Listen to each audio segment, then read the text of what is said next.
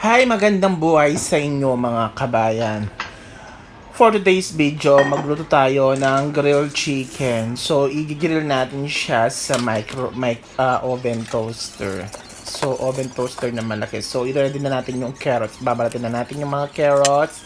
Ganyang kabilis si Inday. Kaya, balat ng carrots yan. Cut natin. Alam niyo naman si Inday mabilisan. Multitasking yan. Yan, di ba? Ang bilis-bilis do. Parang nagmamadali si Inday kasi nga aalis pa ako mamaya. Pupunta pa ako sa supermarket para bumili ng mga kailangan dito sa bahay. Tapos magbibenta tayo ng mga bottles sa supermarket para at least may part-time income tayo, di ba? So, yun. Nire-ready ko yung chicken. Uugasan natin. Tatanggalin natin yung puwet ng chicken at saka yung balat ng chicken para maiwasan natin yung cholesterol kasi iniiwas natin sa cholesterol ang alaga ko because yung alaga ko very conscious siya sa mga sa health niya. So ganun din ako. So mapapansin niyo napaka-busy ko. Ganyan talaga ako dito sa daily routine ko dito sa aking trabaho bilang caregiver sa Israel. By the way, my name is Richie Luwat, caregiver in Israel for more than 3 years. So chika-chika muna tayo, mga kabayan. So yan, napapansin niyo napaka-busy ko. Ganyan ako ka-productive.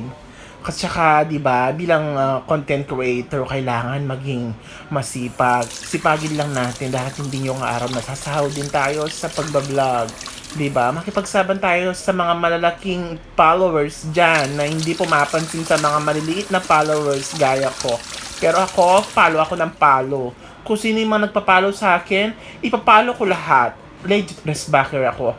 Wala akong pakialam kung tataas yung following ko.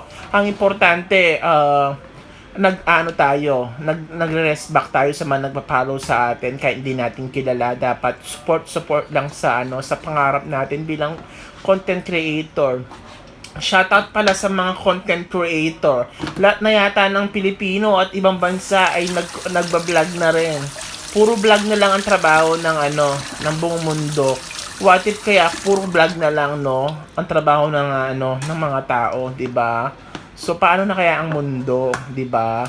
So syempre, kanya-kanyang yan diskarte sa buhay. So ako, sinisikap kong mag-vlog, makapagbigay ng kasiyahan sa inyo.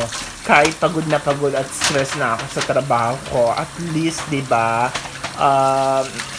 Nagpupursige tayo para sa ating pangarap. Sa mga maliliit na followers dyan, magsipag pa kayo at the same time, huwag kayo magdamot ha. Pag nag-follow sa inyo, kahit hindi nyo kilala, nakikipag-engage sa inyo, mag-follow back kayo. Huwag nyo silang deadmahin. Ako kasi pag nag-follow sa akin, pag nag-notify, automatic i-resbacker ko siya. Gagawin, ipapollow ko din siya. So, tatanggalin natin yung puwit ng chicken. Dahil hindi naman namin kinakain yung puwit ng chicken at saka yung taba-taba na excess na taba o balat ng chicken, tinatanggal ko, pinapakain ko sa pusa.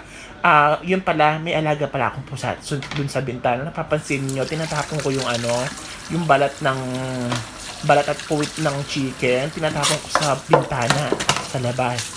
Kasi nga, may alaga akong pusa. Kaya, ang inalagaan ko yung mga pusa dito, pinapakain ko minsan. Kasi nga, ang mga pusa ay nagbabantay sa bahay. Pag may mga ahas na umaaligid, papatayin ng ahas. Ay papatayin ng ng pusa, ng cat. So yan, inano na natin yan. Hindi ko na pinakita pala yung pagmamarinate. Ninagyan ko lang ng pepper, salt, pepper, tsaka yung mga sangkap, nilagay ko na yan, toyo, tsaka basta cherry bells. So, kayo na yung mag-a-adjust sa sa pag-over voice ko. So, sana nag-enjoy kayo. Ganyan lang yung pagkain namin ng alaga ko. Tig-isa kami ng chicken at saka carrots. Tapos siya, ang kinakain lang niya carrots at saka chicken. Hindi siya kumakain ng rice. Kumakain ako ng rice. Siyempre, favorite natin yung rice. Hindi tayo mabubuhay kung walang rice, terraces. Tayong mga Pilipino. Taas noo, 'di ba? So yan, gusto kasi ng alaga ko crispy daw na chicken para naman McDo or Jollibee. Thank you. Please don't forget to follow. Thank you.